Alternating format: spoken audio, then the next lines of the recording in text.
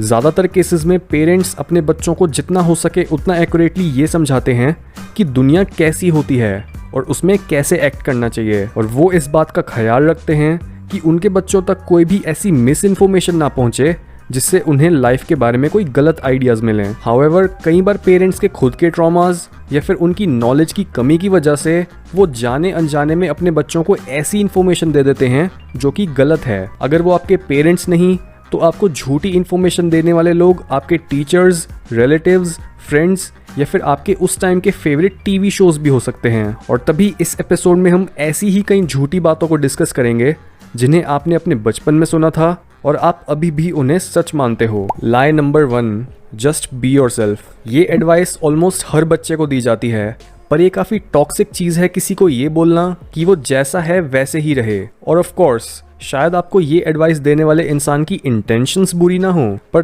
तब भी आपको एक बार ढंग से ये सोचना चाहिए कि क्या आप अपने प्रेजेंट वर्जन से सेटिस्फाइड हो, क्या आप अपनी सारी पोटेंशियल ऑलरेडी यूज कर चुके हो और कभी अपने आप को दोबारा ट्रांसफॉर्म नहीं करोगे। कई लोग सोचते हैं कि अगर आप अपने आप को बदल रहे हो तो आप ऑथेंटिक नहीं हो, पर उस इंसान का क्या जो इस समय एक झूठी लाइफ जी रहा है और अपने ट्रू सेल्फ से बहुत दूर है, या फिर एक ऐसा इंसान जो हमेशा अपने कामों को टालता रहता है, अनहेल्दी खाना खाता है, हमेशा गुस्सा करता रहता है और टॉक्सिक लोगों के साथ रहना प्रेफर करता है। क्या उसे भी यही मानना चाहिए कि वो जैसा है वैसा ही ठीक है? ये एग्जाम्पल्स आपको ये सोचने के लिए मजबूर करते हैं कि 99% केसेस में किसी को ये बोलना जस्ट बी योरसेल्फ कितना टॉक्सिक हो सकता है। इसलिए अपने आप को और दूसरों को जस्ट बी योरसेल्फ बोलने के बजाय ये बोलो कीप सीकिंग योरसेल्फ। लाई नंबर 2, आपकी लाइफ में क्या होगा ये सब पहले से लिखा हुआ है। डेप्थ साइकोलॉजी और इवन स्पिरिचुअलिटी के कई कॉन्सेप्ट्स में हमारी किस्मत को हमारे अनकॉन्शियस माइंड से जोड़ा जाता है कि हमारी कोई गॉड गिवन डेस्टिनी नहीं होती,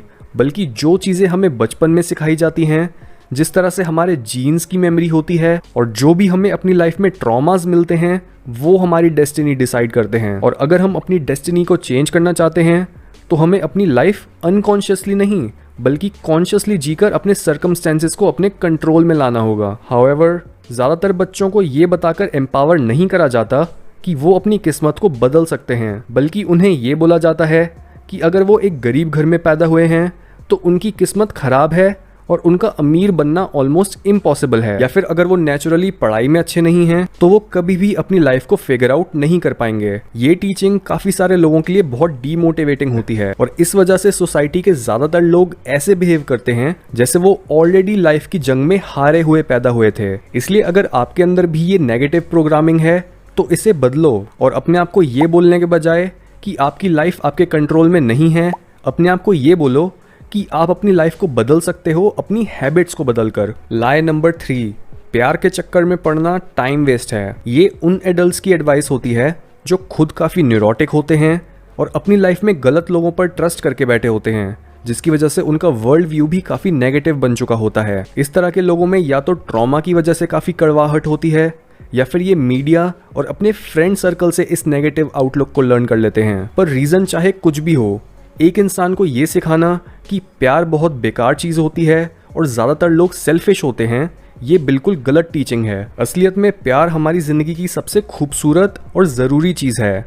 आजकल के यूथ के बीच लोनलीनेस, पॉर्न एडिक्शन और डिप्रेशन इस बात के प्रूफ हैं कि ज़्यादातर लोग प्यार के लिए बहुत डेस्परेट हैं और वो इसे एकदम गलत जगहों में ढूंढ रहे हैं। आप जब ज़्यादा मैच्योर होगे और अपनी लाइफ के काफ़ी सारे साल जी चुके होगे, तब शायद आप ये समझ पाओगे कि अपने पास्ट को याद करते हुए आपके लिए ये इम्पोर्टेंट नहीं होता कि आपने अपनी ज़िंदगी में कितने पैसे कमाए, कितने लोगों को कैजुअली डेट करा या फिर आपने अकेले रहकर कितना सोशल मीडिया यूज़ करा। जो चीज़ आपके मुंह पर स्माइल लाएगी वो है आपके रिलेशनशिप्स। इसलिए अगर आपको भी प्यार से डर लगता है तो ये समझ लो कि या तो आपके अंदर की ये आवाज़ आपकी है ही नहीं, या फिर आपने अभी तक अपने आप को हील ही नहीं करा है और आप अपने पास्ट में जी रहे हो। लाई नंबर 4, लाइफ का गोल है हमेशा खुश रहना, और अगर आप खुश नहीं हो तो मतलब आप कुछ गलत कर रहे हो। ये सच है कि अगर हम उन चीज़ों को फॉलो करें जो हमें जेन्युइन खुशी देती हैं तो हमारी लाइफ सेटिस्फैक्शन काफ़ी ज़्यादा होगी और हर सुबह हमारे पास बेड से बाहर निकलने का एक सॉलिड रीज़न होगा।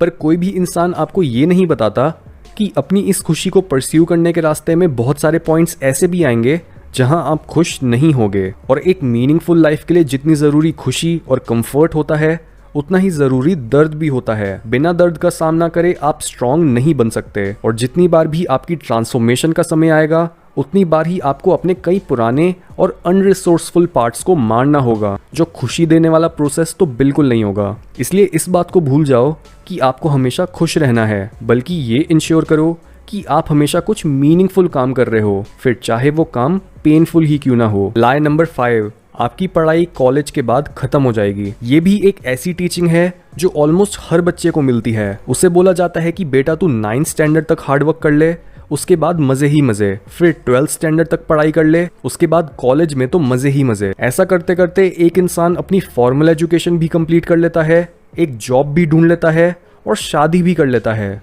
और उसके बाद वो सोचता है कि ये मजा शुरू कब होगा। उसने तो अपनी आधी से ज्यादा लाइफ इस एक्सपेक्टेशन के साथ निकाल दी कि उसे ना तो कभी दोबारा पढ़ना होगा और ना ही उस पर हार्ड वर्क करने का कोई प्रेशर होगा। लेकिन असलियत में ऐसा नहीं होता, और तभी ये टीचिंग इतनी गलत है कि इससे एक इंसान की लाइफ के टुवर्ड्स सारी क्यूरियोसिटी ही खत्म हो सकती है। इसलिए आपकी एज चाहे कुछ भी हो, आपने हमेशा ही अपने आप को लाइफ के स्टूडेंट की तरह देखना है, क्योंकि असली लर्निंग किसी भी क्लासरूम में नहीं, बल्कि डायरेक्टली लाइफ को जीने से मिलती है।